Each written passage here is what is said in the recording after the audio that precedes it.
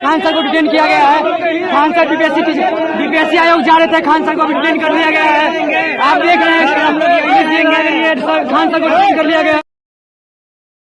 तमाम हजारों बच्चे अपने हाथों में तख्ती लिए लगातार प्रदर्शन कर रहे हैं और अपनी मांगों को रख रहे हैं। उसी बीच उन बच्चों के खान सर पहुँचे, लेकिन उनको इस टाइम डिटेक्ट कर लिया गया है ताकि भीड़ को काबू में रखा जा सके। अब सवाल यहाँ ये उठता है कि अगर अपने हक की लड़ाई लड़नी हो तो क्या आपको लाठी डंडे खाने पड़ेंगे?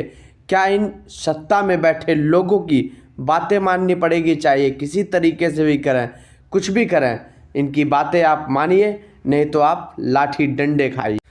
ये जितने सभी छात्र हाथों में तख्ती लिए, पीठ पे बैग लिए, घर से सपना देख के ये निकले थे कि बाहर जाके कुछ बड़े अधिकारी बनेंगे, लेकिन ये सत्ता में बैठे लोग और ये प्रशासन में बैठे लोग कुछ और ही मंजूर हैं इन लोगों को। ये लोग अपनी बातें मनवाने के लिए छात्रों पे लाठी डंडे तक बरसा रहे हैं।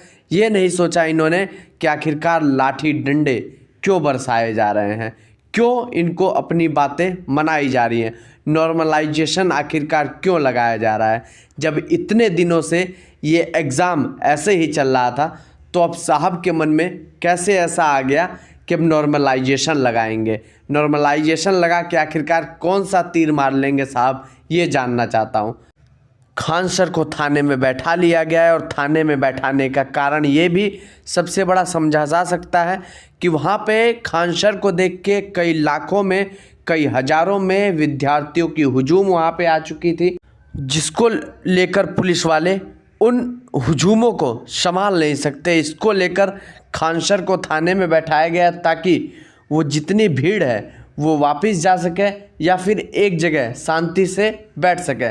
लेकिन देखने में कुछ उल्टा नज़र आ रहा है। जिस थाने में खान सर को बैठाया गया है उस थाने के बाहर लड़कों की यानी विद्यार्थियों की अब हुजूम नज़र आ रही है और लगातार नारे लगाए जा रहे हैं, प्रदर्शन किए जा रहे हैं कि खान सर को छोड़ो, खान सर को छोड़ो। अब ये देखना यही रह गया है कि आखिरकार सत्ता में बैठे लोग या फिर शासन प्रशासन में बैठे वो अधिकारी लोग अपनी बात मनवाने के लिए कहाँ तक जा सकते हैं, या फिर अपनी बातें मनवा के रहेंगे, या फिर इनके आगे छात्रों को घुटना टेकना पड़ेगा, या फिर ये जो शासन प्रशासन में बैठे लोग हैं इनको इन छात्रों के आगे घुटना टेकना पड़ेगा। अब हालांकि खान सर को थाने में बैठाया गया है, अब इस पर तमाम सवाल खड़े होते हैं कि आखिरकार ये जो सत्ता में बैठे लोग हैं वो कर क्यों रहे हैं, नॉर्मलाइजेशन क्यों लागू करना चाह रहे हैं। तमाम लगातार उन कई छात्र नेताओं को खान सर के साथ डिटेन कर लिया गया, थाने में बैठा लिया गया है। वो सभी छात्र नेता जिन्होंने इन छात्रों के लिए लाठी डंडे खाए, ये नहीं सोचा कि आखिरकार हम कहाँ जा रहे हैं, बस उन्होंने ये सोचा कि हमारा पहला धर्म यही बनता है कि इन सभी छात्रों का हम हक की लड़ाई लड़ें, इन छात्रों के लिए हर जगह खड़ा रहें और इन छात्रों के लिए वो कब सभी काम कर सके जो छात्र करना चाह रहे हैं। जरा सा एक बात सोचिए और समझिए कि जितने भी छात्र वहाँ पे आए थे, चाहे हज़ारों की संख्या में हो, चाहे लाखों की संख्या में हो, सभी लोग घर से ये कह के निकले होंगे अपने मम्मी पापा से, मम्मी पापा हम जा रहे हैं बाहर, पटना जा रहे हैं, पढ़ाई करेंगे और एक बड़ा अधिकारी ही बन के घर लौटेंगे। जितने भी लड़के हैं ये साहब कोई बहुत बड़े घर के लड़के नहीं हैं, ये उसी परिवार से लड़के आते हैं जिसके पिताजी हो सकता है खेती बाड़ी करते हो, दिन भर का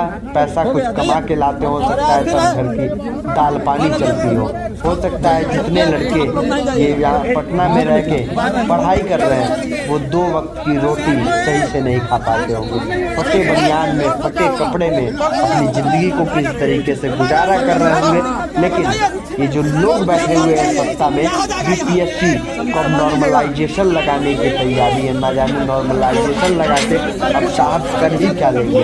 इतने दिनों से, इतने सालों से बिना नॉर्मलाइजेशन के एग्ज़ाम कराया जा रहा था, तब साहब को नहीं नज़र आया कि अब नॉर्मलाइजेशन लगाना चाहिए। लेकिन अब ना जाने साहब के दिमाग में कैसे अचानक से आ गया कि नॉर्मलाइजेशन भैया लगाना चाहिए, नहीं तो अब छात्र कुछ ज़्यादा ही आगे बढ़ जाएंगे। अभी कुछ दिन पहले ये इलाहाबाद में किस तरीके से छात्रों ने इसी नॉर्मलाइजेशन को लेकर आरओ के एग्ज़ाम को ये कहा गया था कि नॉर्मलाइजेशन लगाएंगे। छात्रों ने प्रदर्शन किया, धरना प्रदर्शन लगातार किया, लेकिन शासन में बैठे लोगों को उनकी बातें माननी पड़ी। छात्रों की बातें इन लोगों को माननी पड़ेगी। जरा से एक बार सोचिए, एक मैं बात आपसे बताना चाहता हूँ और आप समझाना भी चाहता हूँ।